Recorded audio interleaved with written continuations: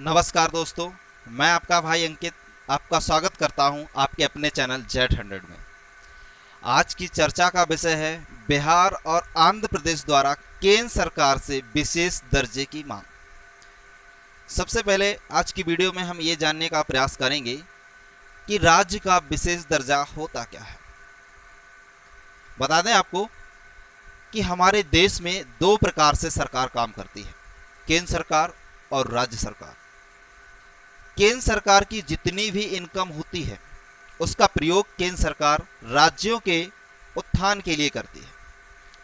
वहीं पर कुछ राज्य ऐसे भी हैं जो किसी ना किसी दृष्टि से पिछड़े हुए हैं या उनका रेवेन्यू ज़्यादा नहीं हो पाता, उनकी इनकम ज़्यादा नहीं है, तो उन राज्यों को अन्य राज्यों के समान लाने के लिए केंद्र सरकार राज्यों को विशेष दर्जा प्रदान करती है। 1969 में 1969 में पांचवें वित्तीय आयोग के माध्यम से राज्य के विशेष दर्जे का प्रावधान किया गया। राज्य के विशेष दर्जे में संघीय सहायता दी जाती है राज्य को, तथा टैक्स में भी छूट मिलती है। क्या क्या सुविधाएं मिलती हैं राज्य को, उसके बारे में अगर बात करें तो जब राज्य केंद्र सरकार की योजना को लागू करता है तो उसे 90% केंद्र सरकार के द्वारा धनराशि दी जाती है, जबकि अन्य राज्यों को 60 से 75% ही धनराशि दी जाती है। आवंटन का आंकड़ा आगे भी बढ़ाया जा सकता है। सकल बजट का 30% विशेष दर्जा प्राप्त राज्य को दिया जाता है। बता दें कि भारतीय संविधान के भाग 21 में अनुच्छेद 370 और अनुच्छेद 371 के माध्यम से राज्यों को विशेष दर्जा प्रदान किया गया है।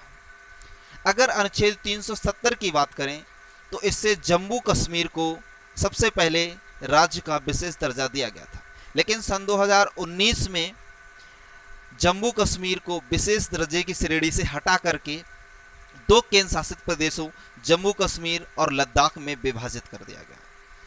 अन्य राज्यों को 371 अनुच्छेद के माध्यम से विशेष दर्जे का प्रावधान दिया गया है। वर्तमान में 11 राज्यों को विशेष दर्जा दिया गया है। विशेष दर्जा के लिए राज्य की पात्रता होने भी जरूरी है। हर राज्य को विशेष दर्जा नहीं दिया जा सकता। पात्रताएं क्या होती हैं? या तो राज्य पिछड़ा हुआ हो, या किसी अंतर्राष्ट्रीय सीमा से लगता हो, या फिर उसका रेवेन्यू इतना ना हो पा रहा हो, उसकी इनकम इतनी ना हो कि वो अपना विकास कर सके। अब बात करते हैं कि आंध्र प्रदेश और बिहार विशेष राज्य के दर्जे की मांग क्यों कर रहे हैं।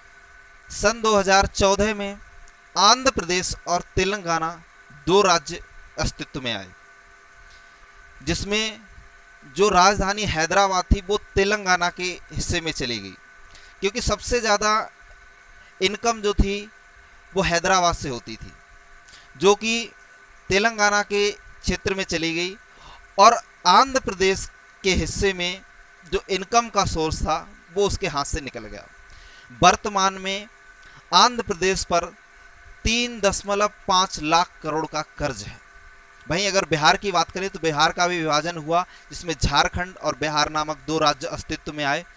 इनकम के स्रोत जो थे वो झारखंड के पास चले गए और बिहार में गरीबी फैल गई। वर्तमान स्थिति की अगर बात की जाए तो बिहार की 34% जनसंख्या ऐसी है जिसकी मासिक आय सिर्फ 6,000 है। 6,000 रुपये में घर चलाना भी मुश्किल होता है। अब ये समझने का प्रयास करते हैं कि विशेष राज्य दर्जे का ये मुद्दा वर्तमान में इतने जोड़ तोड़ में क्यों है। बता दें आपको कि अभी हाल ही में सन 2024 के लोकसभा चुनाव संपन्न हुए, जिसमें बीजेपी पूर्ण बहुमत सिद्ध ना कर पाई। बीजेपी को टोटल 240 सीटें मिली। इसके पूर्ण बहुमत सिद्ध करने के लिए बीजेपी को अन्य पार्टियों से गठबंधन करना पड़ा। गठबंधन के लिए आंध्र प्रदेश के मुख्यमंत्री चंद्रबाबू नायडू की पार्टी टीडीपी से बीजेपी ने गठबंधन किया, जिनके पास कुल 16 सांसद थे। वहीं दूसरी ओर बीजेपी ने बिहार के सीएम नीतीश कुमार से, जिनकी पार्टी का नाम है जनता दल, से भी गठबंधन किया, जिनके पास कुल 12 सांसद थे। और बीजेपी ने अपनी सरकार बनाई। जब इन पार्टियों ने, इन राज्यों ने केंद्र सरकार को समर्थन दिया तो जायज सी बात है कि वो अपनी मांग को भी केंद्र सरकार के सामने रखेंगे। इन दोनों राज्यों के सीएम ने अपनी मांग केंद्र सरकार से की। अब देखना यह है कि क्या आगे केंद्र सरकार विशेष राज्य का दर्जा इन राज्यों को दे पाती है या नहीं।